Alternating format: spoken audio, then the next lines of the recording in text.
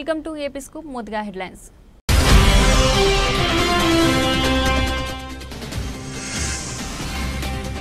Israel దాడులు, Iran supreme leader ఖామేనీ సన్నిహితుడు మృతి.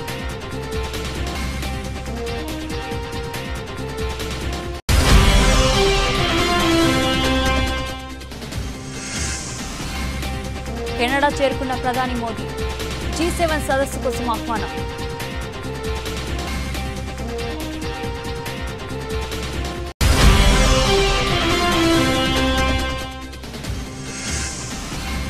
మరో ఎయిర్ ఇండియా విమానంలో సాంకేతిక సమస్య, Ahmedabad to London flight cancel.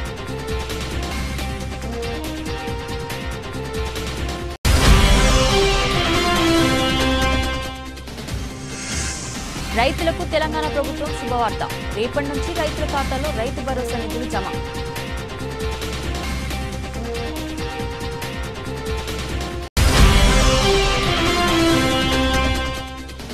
తొలిసారి 1,00,000 మార్కు దాటిన పసిడి, వెండి ఫ్యూచర్స్ కూడా గరిష్ట స్థాయికి సమీపంలో స్థిరం.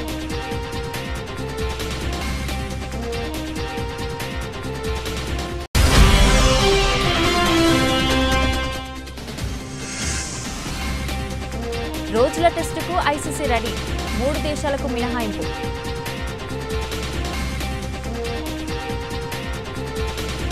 పశ్చిమాసియా మళ్లీ బగ్గుమంది.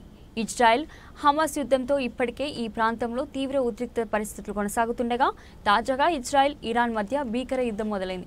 గత వారం ఇరాన్ అణు కేంద్రాలపై ఇజ్రాయెల్ ఆపరేషన్ రేజింగ్ లయన్ పేరిట దాడులు ప్రారంభించినప్పటి నుంచి ఇరు దేశాల మధ్య తీవ్ర ఉద్రిక్తతలు నెలకొన్నాయి. వరుసగా 5 రోజు కూడా ప్రతి దాడులతో ఇరు దేశాలు విరుచుకుపడుతున్నాయి. ఇక ఈ దాడుల్లో ఇరాన్కు గట్టి ఎదురు దెబ్బ తగులుతోంది. ఇజ్రాయెల్ జరుపుతున్న దాడుల్లో ఇప్పటికే పలువురు కీలక నేతలను ఇరాన్ కోల్పోయిన విషయం తెలిసిందే. తాజాగా మరో ఇరాన్ అత్యున్నత సైనిక commander, Iran supreme leader Ayatollah Ali ఖమేనీకి అత్యంత సన్నిహితుడు అలీ షాద్మానీ హతమయ్యారు. ఈ విషయాన్ని ఇజ్రాయెల్ సైన్యం తాజాగా ప్రకటించింది. సోమవారం రాత్రి, మంగళవారం తెల్లవారుజామున మధ్య ట్రెహాన్ నడిబొడ్డున ఉన్న కమాండ్ సెంటర్పై తాము జరిపిన దాడుల్లో అలీ షాద్మానీ ప్రాణాలు కోల్పోయినట్లు తెలిపింది. Shadmani Islamic revolutionary guard corps, Iran సాయుధ దళాలు ఈ రెండింటికి నాయకత్వం వహిస్తున్నట్లు ఇజ్రాయెల్ సైన్యం ఓ ప్రకటనలో తెలిపింది. ఇరాన్పై శుక్రవారం ఉదయం ఇజ్రాయెల్ భీకర దాడులకు పాల్పడిన విషయం తెలిసిందే.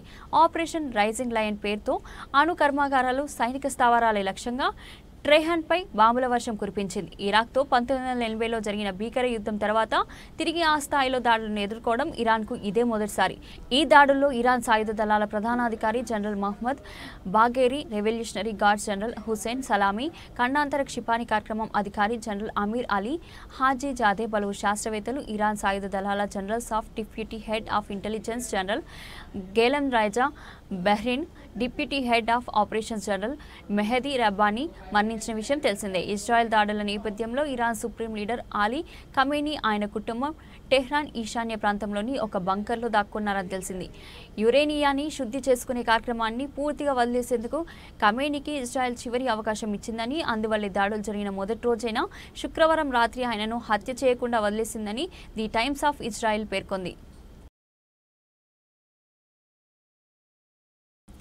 ప్రధానమంత్రి నరేంద్ర మోడీ కెనడా చేరుకున్నారు. ఇవాళ ఉదయం కెనడాలోని కల్గారీ అంతర్జాతీయ విమానాశ్రయంలో ల్యాండ్ అయ్యారు.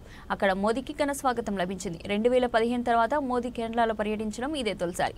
G7 సదస్సు కోసం ప్రధాని కెనడా వెళ్లారు. జూన్ 15 నుంచి 17 వరకు కెనడాలో G7 దేశాల సదస్సు జరగనుంది. ఈ సదస్సులో పాల్గొనాల్సిందిగా ప్రధాని మోదీకి కెనడా నుంచి గత వారం ఆహ్వానం అందింది. ఆ దేశ ప్రధాని మార్క్ కార్నీ మోదీకి ఫోన్ చేసి సదస్సుకు రావాల్సిందిగా ఆహ్వానించారు. ఆయన ఆహ్వానం మేరకు ప్రధాని కెనడా వెళ్లారు. G7 సదస్సులో పాల్గొననున్నారు. భారత్ కెనడా మధ్య నెలకొన్న విభేదాల కారణంగా G7 సమ్మిట్కు ప్రధాని మోదీ దూరంగా ఉంటారన్న ఊహాగానాలు వెలువడ్డాయి. అయితే ఈ సదస్సులో పాల్గొనాలని ప్రధాని నిర్ణయించుకున్నట్లు ఇటీవలే ప్రభుత్వ వర్గాలు స్పష్టం చేసిన విషయం తెలిసిందే. ఈ సదస్సులో ఇరాన్ ఇజ్రాయిల్ వివాదంపై ప్రధాని చర్చించే అవకాశం ఉన్నట్లు తెలిసింది. చర్చల ద్వారా ప్రస్తుత వివాదానికి పరిష్కారం చూపాలని మోదీ కోరనున్నట్లు సమాచారం. అంతేకాదు, ఇటీవలే పాక్పై భారత్ చేపట్టిన ఆపరేషన్ సింధూర్ గురించి కూడా ప్రపంచ నాయకులతో ప్రధాని చర్చించనున్నట్లు తెలుస్తుంది. అత్యంత అధునాతన పారిశ్రామికరణ చెందిన ఆర్థిక వ్యవస్థలు కలిగిన 7 దేశాల కూటమి America, Canada, France, Britain, Germany, Italy, Japan సభ్య దేశాలు G7 అనే పేరు సభ్య దేశాల సంఖ్యని సూచిస్తుంది. ఇందులో భారత్ సభ్య దేశం కాకపోయినా ఏటా ఈ సదస్సుకు భారత్కు ఆహ్వానం అందుతుంది.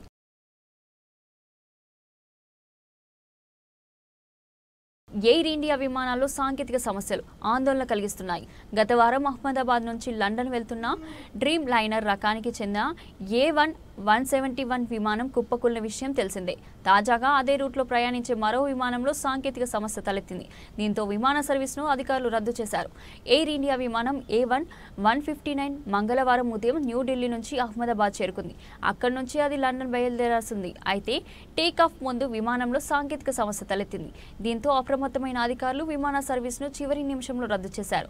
ఎయిర్ ఇండియా విమానాల్లో తరచూ సాంకేతిక సమస్యలు తలెత్తుతున్నాయి. సోమవారం హాంకాంగ్ నుంచి ఢిల్లీకి బయలుదేరిన బోయింగ్ 787-8 డ్రీమ్ లైనర్ రకానికి చెందిన AI-315 విమానంలో సాంకేతిక సమస్య తలెత్తింది. దీంతో విమానాన్ని వెనక్కి మళ్లించారు. ఇవాళ ఉదయం కూడా శాన్ ఫ్రాన్సిస్కో నుంచి కోల్కతా ముందుగా ముంబై వస్తున్న AI-180 విమానంలో టెక్నికల్ ఇష్యూస్ వచ్చాయి. గుర్తించిన పైలట్ మంగళవారం తెల్లవారుజామున కోల్కతాలో విమానాన్ని నిలిపివేశారు. దీంతో భద్రతా దృష్ట్యా ప్రయాణికులను విమానం నుంచి దించేశారు. విమానంలోని ఇంజన్లతో ఒకటి పనిచేయడం లేదని, దీంతో విమానం ఎగరడంలో ఇబ్బందులు తలెత్తాయని అధికారులు తెలిపారు. కాగా గత గురువారం అహ్మదాబాద్లో ఎయిర్ ఇండియా విమానం కుప్పకూలిన విషయం తెలిసిందే.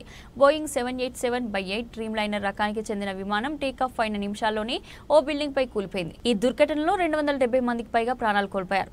అనేక మంది గాయపడ్డారు. ఈ ఘటనపై అధికారులు దర్యాప్తు చేస్తున్నారు. ఈ ఘటన యావత్ దేశాన్ని తీవ్ర దిగ్భ్రాంతికి గురిచేసింది.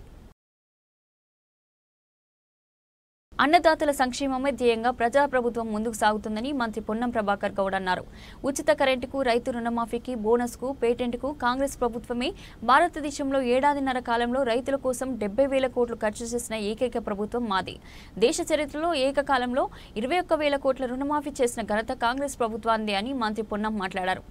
ఈరోజు రైతులకు సంబంధించి రైతు నేస్తం కార్యక్రమంగా రైతన్నలు తెలంగాణ వ్యాప్తంగా కొన్ని వందల రైతు వేదికలలో ఈరోజు మరి యొక్క కార్యక్రమాన్ని నేరుగా వీక్షిస్తున్నటువంటి సందర్భంలో తెలంగాణ ప్రభుత్వం మీ అందరి ముఖ్యంగా రైతన్నల ఆశీర్వచనంతో ప్రజాపాలన ప్రభుత్వం ఏర్పడ్డ తర్వాత రైతుల సంక్షేమాన్ని దృష్టిలో పెట్టుకొని అన్ని రకాల చర్యలు కాంగ్రెస్ ప్రజాపాలన ప్రభుత్వం అంటేనే రైతుల సంక్షేమ ప్రభుత్వం అనే విధంగా అన్ని రకాల కార్యక్రమాలు తీసుకుంటారు. ఇంతకుముందు వైస్ ఛాన్సలర్ చెప్పినట్టుగా రైతు శాస్త్రవేత్తలతో పాటుగా యాంత్రీకరణ కావచ్చు, నూతన మెలకువలు కావచ్చు, లేకపోతే విత్తనానికి సంబంధించినటువంటి అనేక రకాల సాగు పద్ధతులు ఈరోజు ఓన్లీ వరి కాకుండా వ్యవసాయ కమర్షియల్ క్రాప్స్ వేసుకోవడానికి సంబంధించిన సలహా సూచనలు ఇచ్చే విధంగా వ్యవసాయ శాఖను స్వయంగా రైతు తుమ్మల నాగేశ్వరరావు గారి నాయకత్వంలో ముఖ్యమంత్రి గారి పర్యవేక్షణలో ముందుకు పోతున్న ఈ సందర్భంలో అది రైతు రుణమాఫీ కానీ లేదా రైతు భరోసా కానీ రైతులకు సంబంధించినటువంటి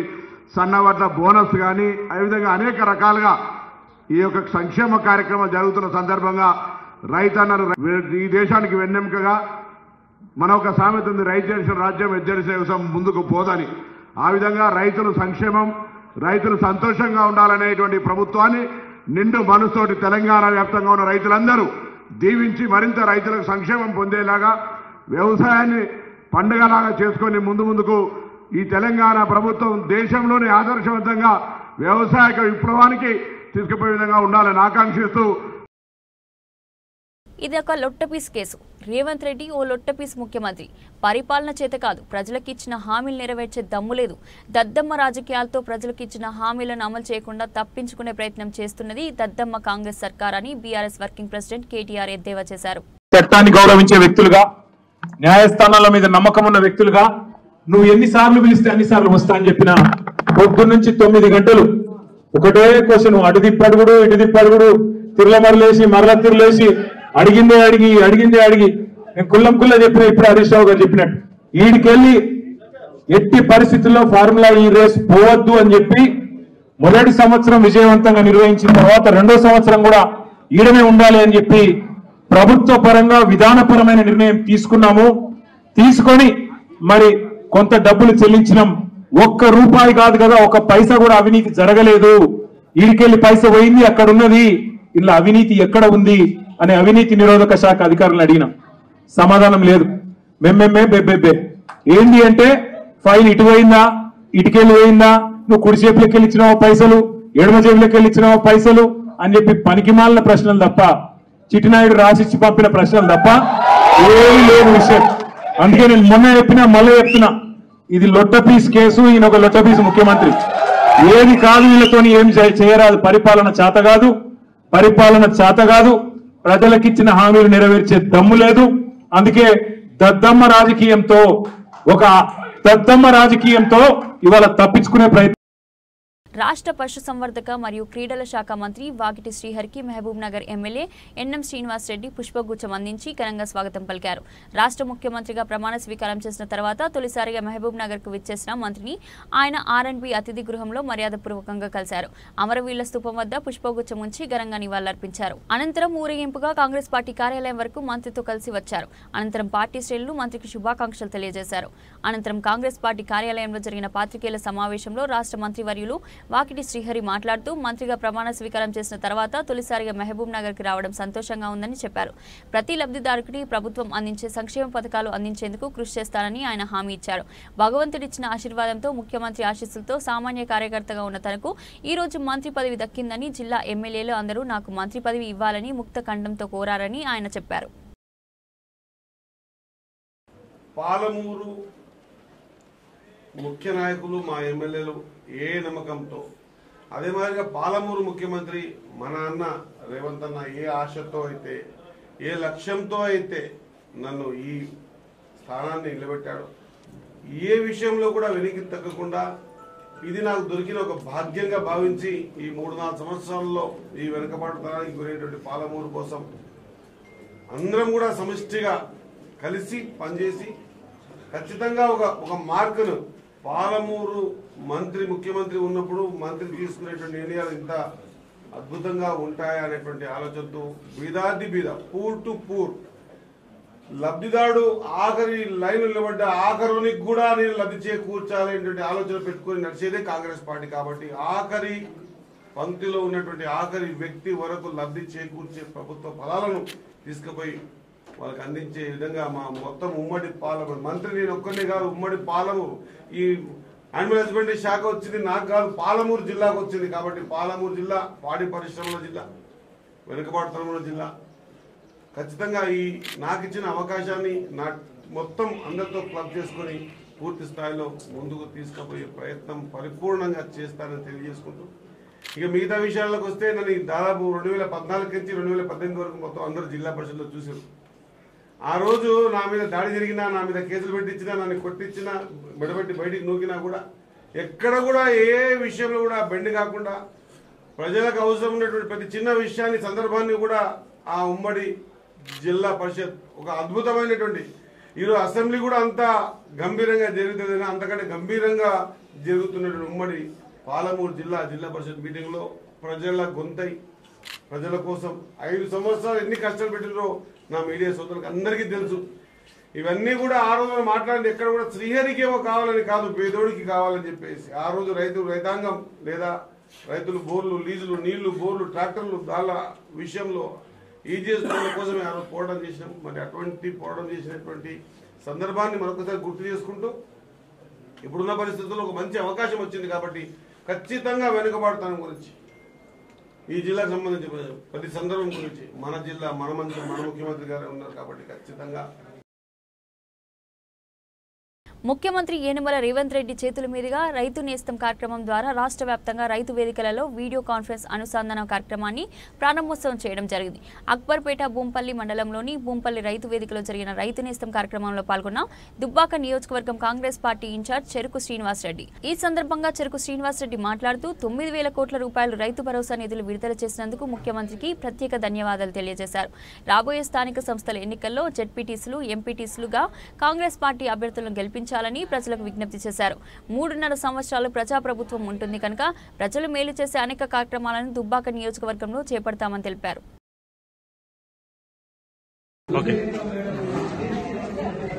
ఈరోజు తెలంగాణ ప్రభుత్వం, ప్రజల ప్రభుత్వం, రేవంత్ రెడ్డి గారి ప్రభుత్వం రైతు నేస్తం వేదిక ద్వారా 9,000 కోట్ల తెలంగాణ రైతాంగానికి మరి రాబో రోజుల్లో పంటలు పండించి రైతును రాజుగా చూడాలనే ఓ మహా సంకల్పంతో కాంగ్రెస్ అంటేనే రైతు సంక్షేమమే కాంగ్రెస్ పార్టీ లక్ష్యం. మరి ప్రతిపక్షాలు ఎన్ని గగ్గోలు పెట్టినా, ఎన్నో సంక్షేమ కార్యక్రమాలు ఈరోజు తెలంగాణ రైతాంగం కోసం కేవలం ఒక సంవత్సరంలోనే 1,18,000 కోట్ల రూపాయల అభివృద్ధి సంక్షేమ కార్యక్రమం రైతాంగం కోసం తీసుకుందంటే ఈ రాష్ట్ర ప్రభుత్వానికి రైతాంగం మీద ఎంత చిత్తశుద్ధి ఉందో ప్రజలందరూ అర్థం చేసుకోవాలి. మరి ఈరోజు పేదవాళ్ళు సన్న బియ్యం తినాలనే ఉద్దేశంతో కూడా మరి ఆ సన్న బియ్యము పేదవాళ్ళకు అందిస్తుందంటే మరి తెలంగాణ రైతాంగం కూడా సన్న బియ్యం పండించి మరి వారికి కూడా 500 బోనస్ వస్తుంది. అంటే ప్రజలందరూ కలిసి రైతాంగం అందరూ కలిసి చేదోడు వాదోడుగా ఉంటే ప్రతి ఒక్క పేదవాడికి సంక్షేమ కార్యక్రమాలు అందుతాయి. ప్రతి ఒక్క రైతు ప్రభుత్వాన్ని దీవించాల్సి ఉంది. రైతులు ప్రభుత్వ పక్షాన మీ యొక్క బాధ్యత నిర్వర్తించినప్పుడు సమాజం ప్రపంచం సస్యశ్యామలమైతే ఈ రాష్ట్ర రైతాంగం ఆ సస్యశ్యామలం అయినప్పుడు దేశ ప్రగతి కూడా ముందుకు పోతుంది. కాబట్టి అన్నం పెట్టిన రైతే ముఖ్యం. కాబట్టి రైతు సంక్షేమంగా వస్తున్న పాటుపడుతున్న తెలంగాణ రైతాంగం ఈ ప్రభుత్వాన్ని దీవించాల్సిన అవసరం ఉంది. దుబ్బాక నియోజకవర్గ ప్రజలను కూడా కోరుతా ఉన్నా, మీరు మొన్న కూడా ఎవరికో ఓటేసి వాళ్ళు ఏం అభివృద్ధి గతంలో కూడా 10 ఏళ్ళ అభివృద్ధి చేయలే, మళ్ళా వాళ్ళ మాయమాటలు నమ్మి ఓటేసిండ్రు. కాబట్టి మన దుబ్బాక నియోజకవర్గ రైతాంగానికి పేదలకు విజ్ఞప్తి చేస్తున్నా, 3.5 సంవత్సరాలు మన ప్రజాప్రభుత్వం ఉంది. కాంగ్రెస్ పార్టీ ఈ నెల 21న విశాఖపట్నం ఆర్కే బీచ్ లో నిర్వహించనున్న అంతర్జాతీయ యోగా దినోత్సవాన్ని సర్వం సిద్ధం చేశామని ముఖ్యమంత్రి చంద్రబాబు నాయుడు అన్నారు.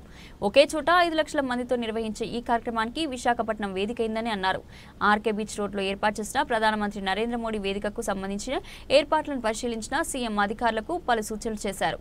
అనంతరం ఆంధ్ర యూనివర్సిటీ కాలేజ్ గ్రౌండ్ ను సందర్శించి ఏర్పాట్లను పరిశీలించారు. అధికారులు కూటమి ప్రజాప్రతినిధుల నేతలతో నోవోటల్ సమీక్ష నిర్వహించారు. అనంతరం మీడియాతో మాట్లాడారు. నేను ఎప్పుడు ఇష్టపడే నగరం విశాఖపట్నం. ఇక్కడ ప్రశాంతత, సానుకూల వైఖరి, మంచికి సహకరించే మనస్తత్వం కలిగిన ప్రజలుంటారు. హుద్ తుఫాన్ వచ్చిన సమయంలో వారం రోజుల పాటు విశాఖపట్నంలోనే ఉన్నాను. సమయంలో సమిష్టిగా ఉండి విపత్తులను ఎదుర్కొందామని ప్రజలకు పిలుపునిచ్చా. ప్రజలందరినీ సాధారణ స్థితికి తీసుకొచ్చే వరకు కొన్ని నియమాలు పాటించాలని కోరితే అంతా పాటించారు. ఆ సమయంలో దీపావళి పండుగ కూడా వచ్చింది. ఈదురుగాలులకు నెలకొరిగిన చెట్లన్నీ ఎండిపోయాయి. అగ్ని ప్రమాదాలు సంభవిస్తాయి. పండుగ జరుపుకోండి, కానీ క్రాకర్స్ కాల్చవద్దని ప్రజల్ని కోరారు. క్రాకర్స్ కాల్చకుండా క్రమశిక్షణ, సామాజిక బాధ్యత మెలిగారు. ఉదయం నుంచి నేను ఒక్కసారి ఒక రౌండ్ పోయి వచ్చాను. ఎక్కడెక్కడ చేస్తామని చూసాం. ఎందుకంటే ఇది ఏదో వర్షం పడింది ఇన్వెటబుల్ ని కాకుండా, అందుకే అన్ని ప్రికాషన్స్ తీసుకున్నాం. స్కీమ్ ఏ 3 లక్షల మందికి 3 లక్షల ప్లస్ ఎంతమంది వచ్చినా అంతమందికి మొత్తం, అంటే ఇవన్నీ కూడా ఇయర్ మార్క్. ఈ 1 మంత్ లో ప్రాక్టీస్ చేసిన వాళ్ళు, లేకుంటే కొన్ని రోజులు ప్రాక్టీస్ చేసిన వాళ్ళు రేపు ఈ ఈవెంట్ లో భాగస్వాములు అవుతున్నారు. ఒక దగ్గర 34 బ్యారికేడ్స్ తయారు చేశారు. క్లియర్ కట్ గా మ్యాపింగ్ తయారు చేశారు. ఒక్కొక్క బ్యారికేడ్ లో 1000 మంది ఉంటారు. దానికి కావలసినటువంటి మనుషులు కూడా పెట్టాం. వాలంటీర్స్ ని, కోచ్ ని, ఎక్కడికక్కడ కండక్ట్ చేసే అవసరమైతే ఎమర్జెన్సీ డాక్టర్స్ ని, అదే మరిగా ప్రతి ఒక్క దానికి దగ్గర 1000 మందికి ఒక టాయిలెట్, ఇలాంటివి అనేకగా ఏమేమి ఉన్నాయో 100 మందికి ఒక టాయిలెట్, నాట్ 1000 మంది, 100 మందికి ఒక టాయిలెట్, ఇలాంటివి ఏం కావాలనో అవన్నీ పెట్టాం. అవన్నీ పెట్టి మొత్తం ఎవరెవరు వస్తారో ముందుగానే వాళ్ళలా బాగా చేశారు. అప్పుడు గిన్నెస్ రికార్డ్ చేయలేకపోయాం. వాళ్ళు కూడా వస్తున్నారు. ఆంధ్ర యూనివర్సిటీ క్యాంపస్ లో పెట్టాం. స్కీమ్ బి, ఒకవేళ అనివార్య పరిస్థితులు వస్తే ఇక్కడి నుంచి వెన్యూ అక్కడికి మారుతుంది.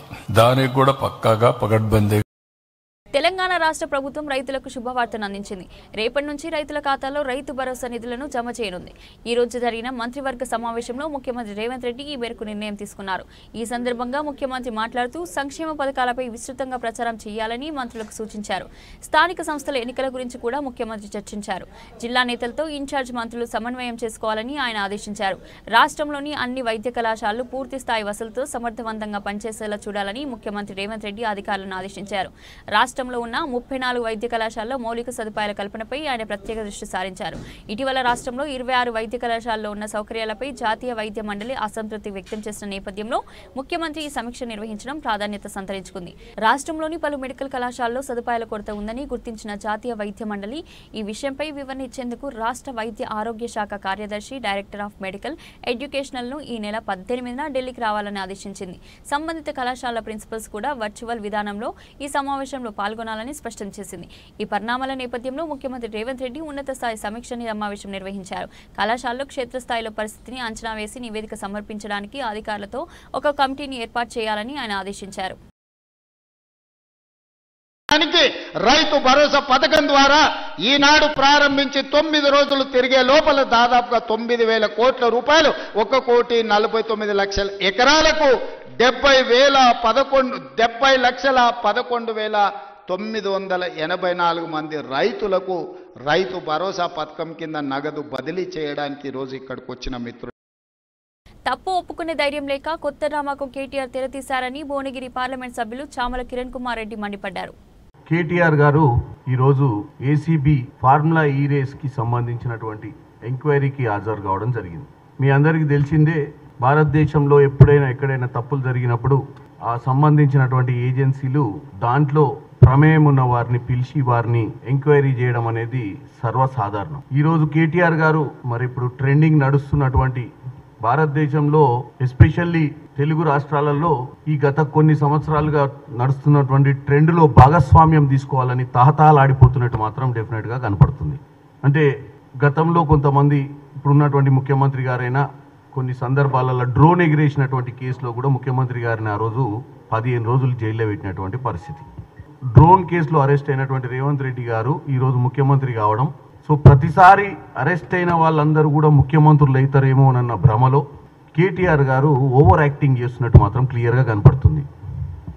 అరెస్టు చేయాలన్నా అరెస్టు చేయొద్దా అనేది ఎంక్వైరీలో వీళ్ళు ఇచ్చే ప్రశ్నలు, వీళ్ళు ఎంక్వైరీకి సానుకూలంగా స్పందిస్తూ వాస్తవాలు చెప్పకపోతే కొన్నిసార్లు అటువంటి పరిణామాలు జరుగుతాయి. కాబట్టి దానికంటే ముందే కేటీఆర్ గారు ఉద్యమాల కోసం ఎన్నిసార్లైనా జైలుకు పోతా అని చెప్తుండు. మరి ఈయన జైలుకి అమెరికాలో పోయిందా లేకపోతే గాంధీ గారితో సౌత్ ఆఫ్రికాలో పోయిందా మనమైతే తెలంగాణలో అయితే చూడలేదు. మరి ఈయన చరిత్ర ఏమైనా గత జన్మ గురించి ఏమైనా గుర్తు తెచ్చుకొని అప్పుడు భారతదేశ స్వాతంత్రం కోసం ఏమన్నా ఆఫ్రికాల గాంధీ గారితో ఏమన్నా జైలుకు పోయినట్టు మరి ఆయన చెప్పాలి. మా ప్లాట్లను కబ్జా చేసేందుకు యత్నిస్తున్న వారిపై చర్యలు తీసుకుని మాకు న్యాయం చేయాలని లక్ష్మీపురం ప్లాట్ ఓనర్స్ వేడుకున్నారు. ఈ మేరకు కొల్లూరు పోలీస్ స్టేషన్లో అక్రమదారులపై చర్యలు తీసుకోవాలని కోరుతూ ఫిర్యాదు చేశారు. సంగారెడ్డి జిల్లా తెల్లాపూర్ మున్సిపల్ పరిధిలోని కొల్లూరు శివారు ప్రాంతంలోని Lakshmipuram flat owners association members మాట్లాడుతూ తమ భూములు కబ్జాకు గురవుతున్నాయని, గత సంవత్సరంలో లోకాయుక్తలో ఆ ఫ్లాట్లో మాకే సొంతమని తీర్పు వచ్చిందని అన్నారు.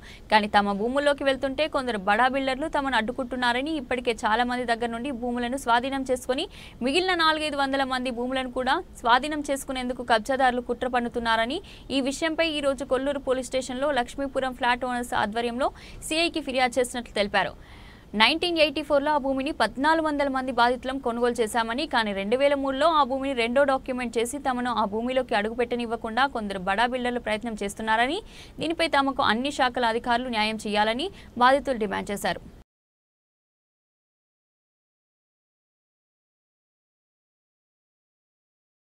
నా పేరు సత్తయ్య, లక్ష్మీపురం ప్లాట్ ఓనర్స్.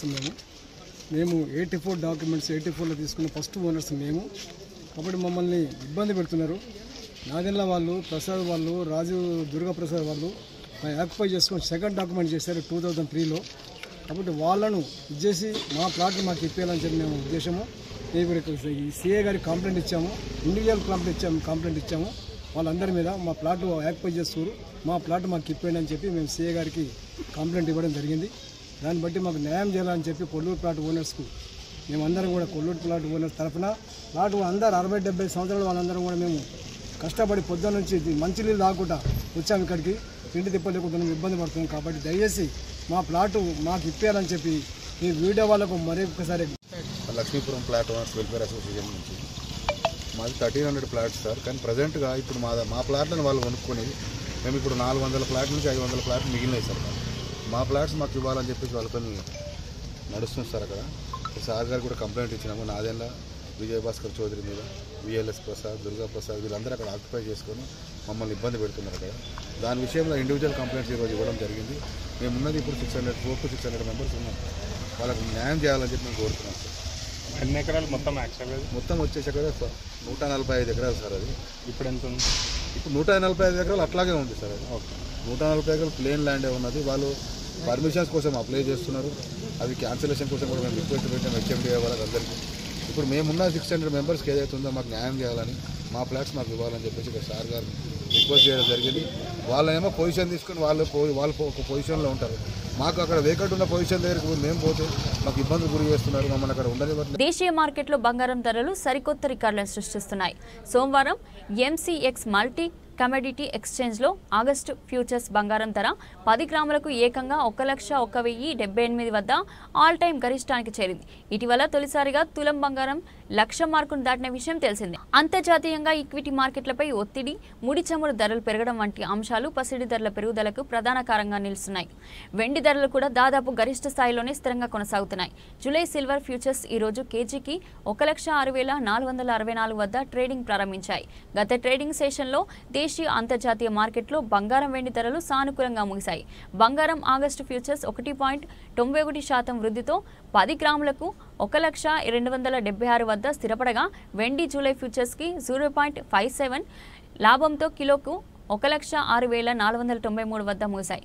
గత వారం బంగారం వెండి ధరలు భారీగా పెరగడానికి ప్రధాన కారణం ఇజ్రాయిల్, ఇరాన్ మధ్య నెలకొన్న ఉద్రిక్తతలు.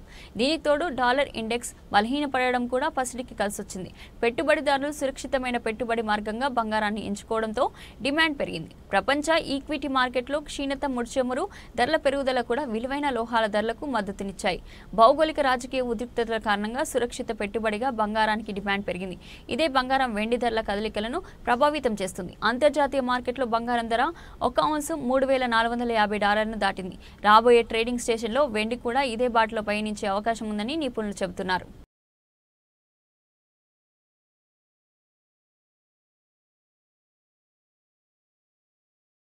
వరల్డ్ టెస్ట్ ఛాంపియన్షిప్ కొత్త సైకిల్ ప్రారంభమైన విషయం తెలిసిందే. అయితే 2027-29 సిరీస్ కోసం ఐసీసీ కీలక నిర్ణయం తీసుకున్నట్లు తెలుస్తుంది. చిన్న దేశాలకు టెస్ట్ మ్యాచ్లను 4 రోజులు నిర్వహించాలన్న నిర్ణయాన్ని ఐసీసీ తీసుకున్నట్లు ఓ నివేదిక ద్వారా తెలుస్తుంది. అయితే ఇండియా, ఆస్ట్రేలియా, ఇంగ్లాండ్ జట్లకు ఆ మినహాయింపు ఇచ్చినట్లు కూడా రిపోర్ట్లో వెల్లడించారు. లార్డ్స్లో కొన్ని రోజుల క్రితం డబ్ల్యూటీసీ ఫైనల్ జరిగిన విషయం తెలిసిందే. ఆ సమయంలో ఐసీసీ చైర్మన్ జే షా దీనిపై చర్చించినట్లు తెలుస్తుంది. 4 రోజుల టెస్ట్ మ్యాచ్లకు ఆయన మద్దతు ఇచ్చినట్లు రిపోర్ట్లో తెలిపారు. 2027-29 సైకిల్కు ఆ విధానాన్ని మంజూరు చేసినట్లు వెల్లడైంది. 2017లోనే ద్వైపాక్షికంగా నిర్వహించే సిరీస్లకు 4 రోజుల టెస్టుకు ఐసీసీ అనుమతి ఇచ్చింది. గత నెలలో ఇంగ్లాండ్, జింబాబ్వే మధ్య 4 రోజుల టెస్టు జరిగింది. ఐర్లాండ్తోనూ 2019, 2023లో 4-డే టెస్టులు ఇంగ్లాండ్ ఆడింది. సాంప్రదాయకరమైన 5 రోజుల టెస్టు నిర్వహించేందుకు చాలా దేశాలు నిర్లిప్తంగా ఉన్నాయని, అయితే 4 రోజుల టెస్టులను నిర్వహించడం వల్ల 3 టెస్టుల సిరీస్ను కేవలం 3 వారాల్లోనే పూర్తి చేయవచ్చని రిపోర్ట్లో వెల్లడించినట్లు తెలుస్తుంది. 4 రోజుల మ్యాచ్లో ఓవర్లను 98కి పెంచాలని భావిస్తున్నారు. 2025-27 వరల్డ్ టెస్ట్ ఛాంపియన్షిప్ 5 రోజుల ఫార్మాట్లోనే ముగించనున్నారు. మంగళవారం శ్రీలంక, బంగ్లాదేశ్ టెస్టు సిరీస్తో ఈ కొత్త సైకిల్ ప్రారంభమవుతుంది. 2025-27 సైకిల్ మొత్తం 27 టెస్ట్ మ్యాచ్ సిరీస్లు ఉంటాయి. దీంట్లో 17 సిరీస్లు, 2 మ్యాచ్లు ఉంటాయి. మరో 6 సిరీస్లో 3 మ్యాచ్లు జరుగుతాయి. ఇంగ్లాండ్, ఆస్ట్రేలియా, ఇండియా మధ్య మాత్రం అన్ని 5 టెస్టుల మ్యాచ్ల సిరీస్లు జరుగుతాయని రిపోర్ట్లో తెలిపారు. బులెటిన్ ముగించే ముందు హెడ్లైన్స్ మరోసారి.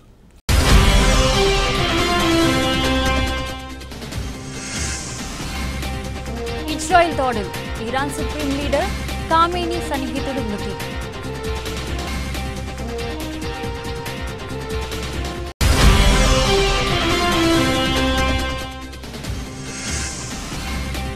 కెనడా చేరుకున్న ప్రధాని మోదీ, G7 సదస్సు కోసం ఆహ్వానం.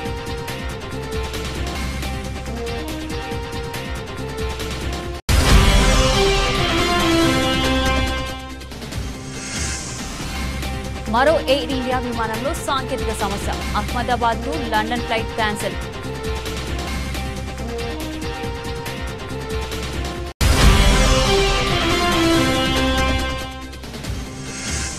రైతులకు తెలంగాణ ప్రభుత్వం శుభవార్త, రేపటి నుంచి రైతుల ఖాతాలో రైతు భరోసా నిధులు జమ.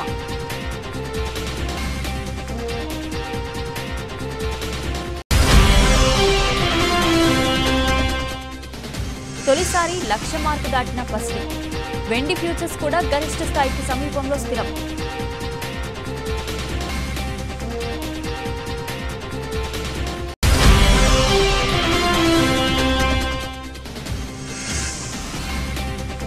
రోజుల టెస్టుకు ఐసీసీ రెడీ, 3 దేశాలకు మినహాయింపు.